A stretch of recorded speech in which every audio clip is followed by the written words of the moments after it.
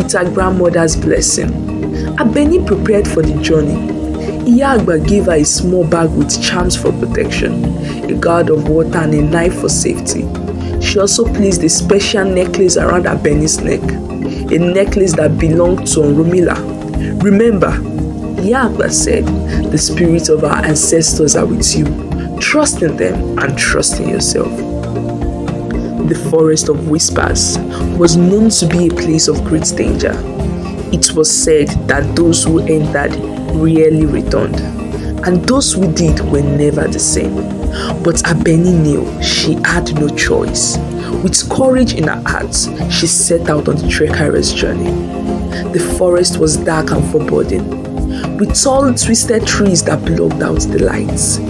The air was thick with fog and strange noises echoed through the woods.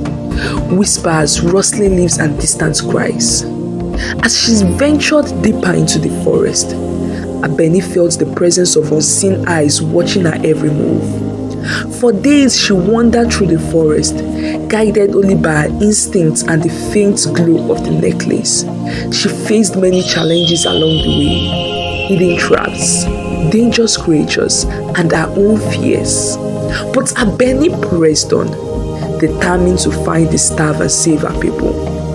Finally, after what felt like an eternity, Abeni reached the heart of the forest. There in a small clearing she saw it, the ancient Staff of Orunmila, glowing softly atop a stone altar. The staff was made of dark wood, intricately carved with symbols of power, and topped with a crystal that shone like a star. As she approached the altar, the ground trembled, and spirits emerged from the shadows. These were the guardians of the staff, ancient spirits bound to protect it from those who were unworthy. They were tall, ethereal figures, their eyes glowing with otherworldly lights. Abeni stepped forward, her heart pounding in her chest. I am Abeni, last of the line of Orunmila, she said, her voice steady. I have come to claim the staff of Orunmila and save my people from the darkness that threatens to consume us. The spirits cycled her, their voices echoing in the air. They spoke in a language she did not understand, but she felt their words in her heart.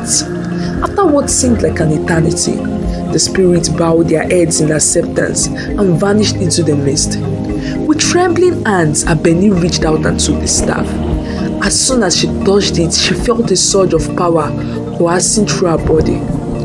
The staff connected her to the spirits, the ancestors, and the gods.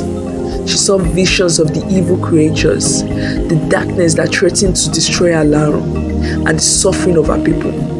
But with the power of the staff came a heavy burden. Abeni knew that evil could not be fully destroyed, but it could be contained.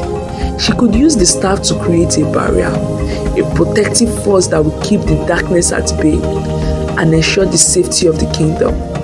Abeni stood in the heart of the Forest of Whispers, the glowing staff in her hand, knowing what she had to do.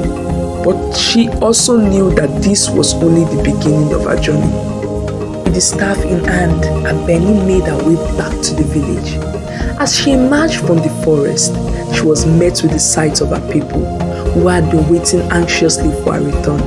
They were overjoyed to see her alive, but Abeni knew that the journey was far from over. She gathered the villagers and told them of the prophecy, the ancient evil and the power of the staff.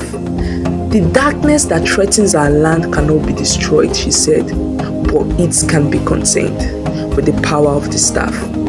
I will create a barrier to protect our kingdom, but we must all work together to keep the evil at bay. The villagers listened in awe, their fear giving way to hope. They knew that with Abeni leading them, they had a chance to save their kingdom. On the 9th of the full moon, Abeni led the king and the people of Alaran to a sacred hilltop. Under the light of the moon, she began the ritual with the staff of Orunmila in her hands. She closed her eyes and began to chant, calling upon the spirits of the ancestors and the gods to lend her their strength. The staff glowed brightly, and a powerful energy surged through the air. As Abeni continued to chant, a shimmery barrier began to form around the village, stretching out to cover the entire kingdom. The villagers watched in awe as the barrier grew stronger, its light pushed back the darkness.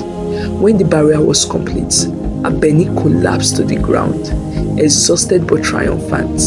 The evil creatures that had plagued the kingdom were now trapped outside the barrier, unable to harm the people of Alaran. In the days that followed, the kingdom of Alaran began to heal. The rivers flowed clean again, the crops grew tall and strong, and the people no longer lived in fear.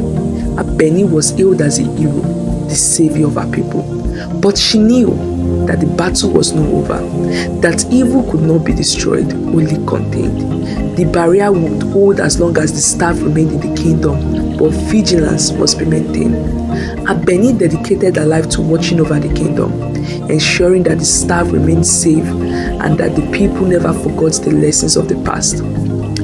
And so, the story of Abeni, the last descendant of the great oracle, became a legend in the kingdom of Alaran, a tale of courage, sacrifice, and the power of one young girl to change the fate of her people. The name Orunmila, once forgotten, was now remembered, and the people of Alaran knew that as long as the staff remained, their kingdom would be protected. But in the shadows, the prophecy remained. The darkness was contained, but not destroyed.